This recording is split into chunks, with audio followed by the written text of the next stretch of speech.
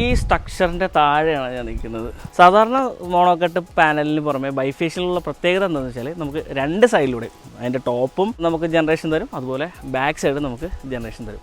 That means നമുക്ക് താഴെ കൂടിയുള്ള സൺലൈറ്റ് കൂടെ അബ്സോർവ് ചെയ്യാനുള്ള കപ്പാസിറ്റി ഈ ടൈപ്പ് ഓഫ് പാനൽസിന് ഉണ്ട്. പാനൽ വെക്കുന്ന ഏരിയ നമ്മളുടെ ഡിസ്റ്റൻസ്, കാര്യം ഇത് ഏറ്റവും ഷോർട്ട് ആയി കഴിഞ്ഞാൽ മാക്സിമം ജനറേഷൻ നമുക്ക് DCR പാനൽ ഉപയോഗിച്ചാൽ മാത്രമേ നമുക്ക് സബ്സിഡിയിൽ ചെയ്യാൻ പറ്റുള്ളൂ.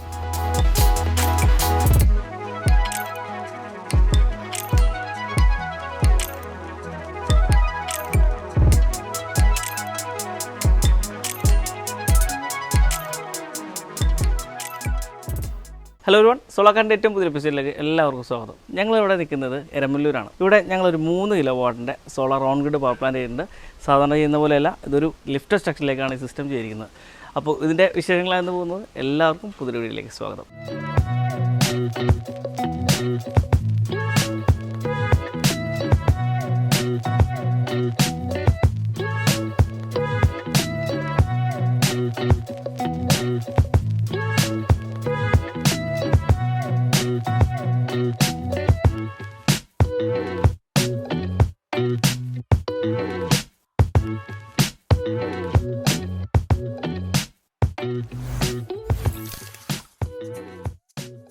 നമ്മളിവിടെ നിൽക്കുന്നത് എബ്രഹാം സാറിൻ്റെ വീട്ടിലാണ്. ഇവിടെ ഇദ്ദേഹത്തിൻ്റെ മോൻ എന്നെ കോൺടാക്ട് ചെയ്യുന്നുണ്ടായി. അദ്ദേഹം ഓസ്ട്രേലിയയിലാണ്. അപ്പോൾ അദ്ദേഹത്തിന് ഇവിടെ ഒരു സോളാർ സിസ്റ്റം ഇംപ്ലിമെൻറ്റ് ചെയ്യേണ്ടതിൻ്റെ ആഗ്രഹം പറഞ്ഞ് നമ്മളെ കോൺടാക്ട് ചെയ്യുന്നുണ്ടായി. അപ്പോൾ ഞങ്ങൾ സൈറ്റ് സർവേ കാര്യങ്ങൾക്ക് വന്നു. നമ്മൾ ഈ വീട് നോക്കി ഒരു കൂര സ്ട്രക്ചറൊക്കെയാണ്. ഇതിൻ്റെ മുകളിലേക്ക് സോളാർ ചെയ്യുക എന്ന് പറയുന്നത് ഇത്രയും ഭംഗിയുള്ളൊരു വീടിനെ അത് അഫക്റ്റ് ചെയ്യുന്ന രീതിക്കായിരുന്നു. അപ്പോഴാണ് നമ്മൾ ഡിസ്കസ് ചെയ്തപ്പോൾ ഇങ്ങനത്തെ ഒരു പോർച്ച് സ്ട്രക്ചറിലേക്ക് ചെയ്താൽ എങ്ങനെ ഉണ്ടാവും എന്നുള്ളൊരു സജഷൻ പോവുകയും ആദ്യം ഞങ്ങൾ പ്ലാൻ ചെയ്ത ഏരിയ എന്ന് പറഞ്ഞാൽ ഈ ലോൺ ഏരിയ ആയിരുന്നു. ചെറിയൊരു സോളാർ പാനലൊക്കെ വെച്ചിട്ടുണ്ട് ഒരു സ്ട്രീറ്റ് ലൈറ്റിൻ്റെ കാര്യങ്ങൾക്ക് വേണ്ടിയിട്ട്. പിന്നെ ഒരു ഫ്യൂച്ചർ എക്സ്പാൻഷൻ സൈഡിലേക്ക് ചെയ്യുകയും ഒരു പോർച്ചാക്കി എടുക്കാം എന്നുള്ളൊരു കൺസെപ്ഷനൊക്കെ കണ്ടുകൊണ്ടാണ് നമ്മൾ ഇങ്ങനത്തെ ഒരു സ്ട്രക്ചറിലേക്ക് പോയത്.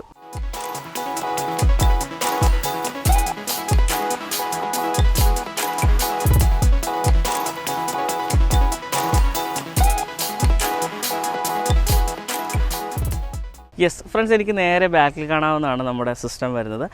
അദാനിയുടെ 535 വാട്ട്സിൻ്റെ ബൈഫേഷ്യൽ ഹാഫ് കട്ട് പാനൽ വെച്ചിട്ടാണ് നമ്മൾ ഈ സിസ്റ്റം ചെയ്തിരിക്കുന്നത്. ഇത് DCR ആണ്, ഡൊമസ്റ്റിക് കണ്ടൻറ്റ് റിക്വയർമെൻറ്റ് എന്ന് പറയും. ഇന്ത്യയിൽ തന്നെ മാനുഫാക്ചർ ചെയ്തിട്ടുള്ള പാനൽസിലാണ് നമുക്ക് DCR പാനൽ എന്ന് പറയുക. DCR പാനൽ ഉപയോഗിച്ചാൽ മാത്രമേ നമുക്ക് സബ്സിഡിയിൽ ചെയ്യാൻ പറ്റുള്ളൂ. അപ്പോൾ നമ്മൾ ഇങ്ങനത്തെ ഒരു ലിഫ്റ്റ് സ്ട്രക്ചറിലേക്ക് പോയപ്പോൾ എന്തുകൊണ്ട് നമ്മൾ ബൈഫേഷ്യലിലേക്ക് പോയി എന്ന് വെച്ചാൽ, സാധാരണ മോണോക്കട്ട് പാനലിന് പുറമെ ബൈഫേഷ്യലുള്ള പ്രത്യേകത എന്താണെന്ന് വെച്ചാൽ നമുക്ക് രണ്ട് സൈഡിലൂടെ അതിൻ്റെ ടോപ്പും നമുക്ക് ജനറേഷൻ തരും, അതുപോലെ ബാക്ക് സൈഡും നമുക്ക് ജനറേഷൻ തരും. നമ്മളിത് കണ്ടോ, ഈ ഒരു ലിഫ്റ്റഡ് സ്ട്രക്ചറിലേക്ക് ചെയ്തിട്ട് നമുക്ക് ഇതിൻ്റെ റിഫ്ലക്ഷൻ കിട്ടത്തക്ക രീതിയിലാണ് നമ്മളിവിടെ സിസ്റ്റം സെറ്റ് ചെയ്തിരിക്കുന്നത്. Normal mono PERC half cut panel അറിയാലോ നിങ്ങൾക്ക്, ബാക്ക് സൈഡിൽ ഒരു മൈക്ക ഷീറ്റ് ആയിരിക്കും, ട്രാൻസ്പെറൻ്റ് അല്ല, മുകളിലൂടെ സൺലൈറ്റ് വീഴുകയും അത് ജനറേറ്റ് ചെയ്യുക. പക്ഷേ ഇതെന്ന് പറയുമ്പോഴേക്കും ബാക്ക് ഷീറ്റിൽ മൈക്കയ്ക്ക് വരും ട്രാൻസ്പെറൻറ്റ് ഷീറ്റാണ്. ദറ്റ് മീൻസ് നമുക്ക് താഴെ കൂടിയുള്ള സൺലൈറ്റ് കൂടെ അബ്സോർവ് ചെയ്യാനുള്ള കപ്പാസിറ്റി ഈ ടൈപ്പ് ഓഫ് പാനൽസിന് ഉണ്ട്. അപ്പോൾ നമ്മളിവിടെ ചെയ്തിരിക്കുന്നത് എങ്ങനെയാണെന്ന് വെച്ചാൽ 4 കാലിൻ്റെ സ്ട്രക്ചറാണ്. അപ്പോൾ നിങ്ങൾ പെട്ടെന്ന് നോക്കുമ്പോൾ തന്നെ നിങ്ങൾക്കൊരു കാര്യം മനസ്സിലാവും, വാക്ക് വേ കാര്യങ്ങളൊന്നുമില്ല അല്ലേ.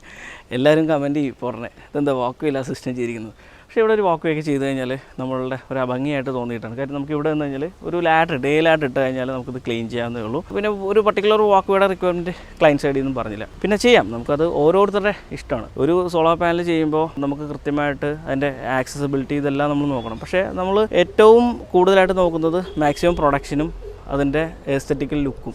കാര്യം വീടിൻ്റെ ഫ്രണ്ട് തന്നെ വെക്കുന്നത്. അപ്പോൾ മാക്സിമം ഭംഗിയായിട്ട് ഇരിക്കുക എന്നുള്ളതാണ് ഇതിൻ്റെ ഏറ്റവും വലിയ ഉദ്ദേശം. ക്ലീനിങ്ങിന് ആക്സസ് ഉണ്ട്, നമുക്കൊരു ലാഡർ വെച്ചിട്ട് നമുക്ക് ഈസി ആയിട്ട് ഈ പാനലിലേക്ക് ക്ലീൻ ചെയ്യാനും സാധിക്കും. ഈ സ്ട്രക്ചറിൻ്റെ താഴെയാണ് ഞാൻ നിൽക്കുന്നത്. നമുക്കൊരു മാരുതി കാർ അത്യാവശ്യം ഇതിൻ്റെ താഴെ പാർക്ക് ചെയ്യാൻ പറ്റും, ഒരു നോർമൽ ഏരിയ ആണെങ്കിൽ. കാര്യം നമുക്കിവിടെ പോർച്ചോട് ചേർത്തിട്ടാണ് നമ്മൾ ചെയ്തിരിക്കുന്നത്. ഒരു കാർ പാർക്കിംഗ്, ഒരു ടെമ്പററി കാർ പാർക്കിംഗ് ആയിട്ട് നമുക്ക് ഈ സിസ്റ്റം ഉപയോഗിക്കാം. ഒരു 3 കിലോവാട്ട് ചെയ്ത് കഴിഞ്ഞാൽ അത്യാവശ്യം നമുക്കൊരു വണ്ടിയൊക്കെ പാർക്ക് ചെയ്യാനും ഉപയോഗിക്കാം.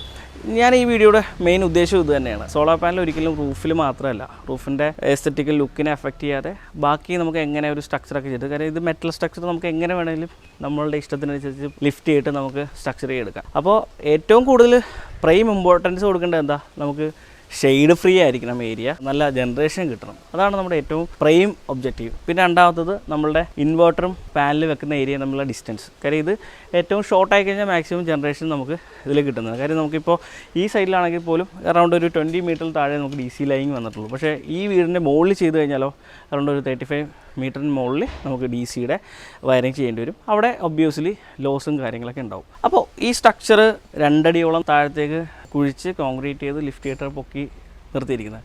എന്നാലും കുറച്ചുകൂടി ഒരു ബലത്തിന് വേണ്ടിയിട്ട് ഭിത്തിയിലേക്ക് സൈഡ് സപ്പോർട്ട് കൊടുത്തിട്ടുണ്ട്. ഇത് ഇങ്ങനെ അല്ലാത്ത ഏരിയ ഉണ്ട്, ചിലപ്പോൾ ക്രോസ് സപ്പോർട്ട് കൊടുത്തിട്ടും ചെയ്യാറുണ്ട്, കാര്യം കാറ്റ് പിടിച്ച് ഒലയാതിരിക്കാൻ. റീസെൻ്റായിട്ട് ആലപ്പുഴ ഒരു സൈറ്റ് ചെയ്തിട്ടുണ്ട്, അതിൻ്റെ ഒരു വീഡിയോ നമ്മുടെ ചാനലിലൂടെ ഉടനെ വരുന്നതായിരിക്കും. അതൊരു നല്ലൊരു ലിഫ്റ്റഡ് സ്ട്രക്ചറിൽ വാക്ക് വേ ഒക്കെ ഇട്ടിട്ട് വേറൊരു ടൈപ്പിലാണ് ചെയ്തിരിക്കുന്നത്. അപ്പോൾ അതിൻ്റെ വീഡിയോ നമ്മുടെ ചാനലിൽ എന്തായാലും ഉടനെ ഉണ്ടാകുന്നതാണ്. നമ്മളിവിടെ ചെയ്തിരിക്കുന്നത് എങ്ങനെയാണെന്ന് വെച്ചാൽ 3 പാനൽ ഒരു അറേ, അടുത്ത 3 പാനൽ രണ്ടാമത്തെ അറയായിട്ട് 2 പാനൽ തമ്മിലുള്ള ഗ്യാപ്പ് മാക്സിമം കുറച്ചിട്ടാണ് നമ്മളിവിടെ സിസ്റ്റം ചെയ്തിരിക്കുന്നത്. കാര്യം നമുക്കിവിടെ താഴത്ത് ഗാർഡൻ കാര്യങ്ങളൊക്കെ ഉണ്ട്. ഈ സിസ്റ്റം ഇവിടെ ചെയ്തിട്ട് എനിക്ക് തോന്നുന്നത് അറൗണ്ട് ഒരു 2 മാസത്തിൻ്റെ അടുത്തായിട്ടുണ്ട്. നിലവിൽ താഴെ കാണുന്ന ചെടികളോ ഇതിനൊന്നും ഡാമേജോ ഒന്നും കാര്യങ്ങൾ വന്നിട്ടില്ല, എല്ലാം നന്നായി തന്നെ അവിടെ പോകുന്നു. കാര്യം ഇൻസ്റ്റാൾ ചെയ്യുന്ന സമയത്ത് ക്ലയൻറ്റിൻ്റെ ഒരു ചോദ്യം ഉണ്ടായിരുന്നു, അഖില ഇത് പുല്ലൊക്കെ നശിച്ചു പോകുമോ എന്നുള്ള ചോദ്യം ഉണ്ടായിരുന്നു. പക്ഷേ നമുക്കിവിടെ അത്യാവശ്യം ലൈറ്റ് പാസിംഗ് ഉള്ളതുകൊണ്ട് അങ്ങനെയൊന്നും നടന്നിട്ടില്ല. അപ്പോൾ അതെല്ലാം കൂടി കൺസിഡർ ചെയ്തിട്ടാണ് നമ്മളിവിടെ ഈ സിസ്റ്റം ചെയ്തിരിക്കുന്നത്.